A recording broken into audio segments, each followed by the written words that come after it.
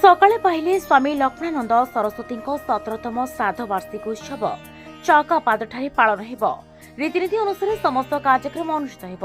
नामयज्ञ, घृतयज्ञ, home आदि विभिन्न कार्यक्रम आयोजित हेब। हजार हजार लोकों समागम अनुष्ठित हेब। स्वामीजी समाधि स्थल विभिन्न कार्यक्रम अनुष्ठित हेब। चकापाद आश्रम 4 प्लाटून फोर्स मुतयन कराଯାଇଛି। घटनास्थल जीवदेगिरी उपखंड पुलिस अधिकारी विजय कुमार बीसी घटनास्थल पहुंची परिस्थिति को अनुधान करिसेंती। आसंता काली आपणकर स्वामीजी 17तम दिवस पालन भाव ये उपलक्षे आमर ये बर्तमान गोटे ऑफिसर्स एवं 2 सेक्शंस फोर्स आमर कैंप करिसेंती आश्रम भितर एवं समुदाय आमर टोटाल 4 प्लाटून फोर्स अरेंजमेंट होईची। विभिन्न जगह आम पेट्रोलिंग देइछो। पेट्रोलिंग पई गोटे गाड़ी एवं ता सहित गोटे सेक्शन फोर्स टोटाल जकाबाद एरिया को पेट्रोलिंग करूछंती। थाना रे मध्य 2 प्लाटून फोर्स कैंप होईछंती एवं अन्य जगह में सुपरवाइज करुच्छी। एडिशनल सार भी जगह सुपरवाइज दिखाई और सब जगह बर्तमान आम शांत परिस्थिति।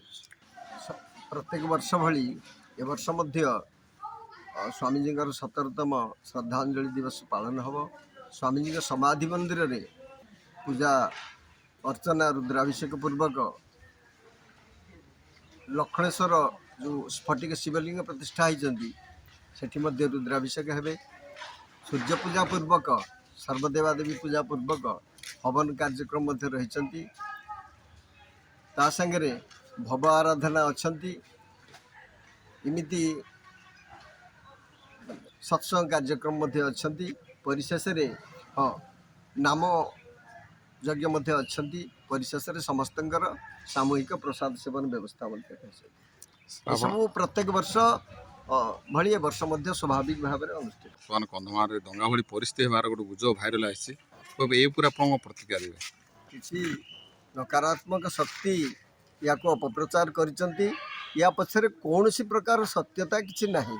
कारण आमे सबु जगार खबर नहींजु कौन सी जगार अप्रीतिकर परिस्थिति देखा जीवार संभावना मध्य नहीं।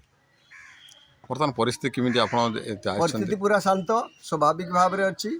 जिमिति माने पूर्व वर्ष अपेक्षा ए वर्ष बहुत शांत अच्छी। कंधमाल जिलार प्रत्येक थाना एक प्लाटून फोर्स मुतयन कराଯାଇଛି।